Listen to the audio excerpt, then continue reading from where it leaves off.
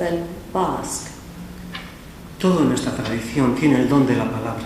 Todo habla, excepto el musgo. También las aves y los pájaros son portadores de mensajes misteriosos.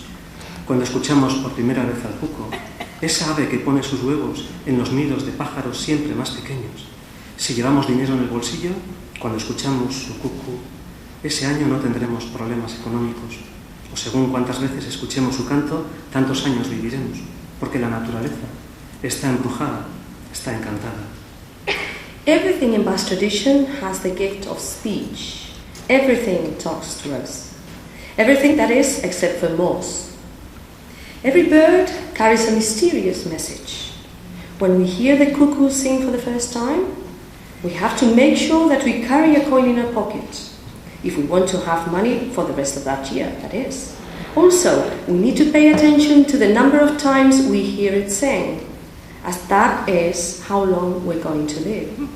Such is the bewitching power of nature.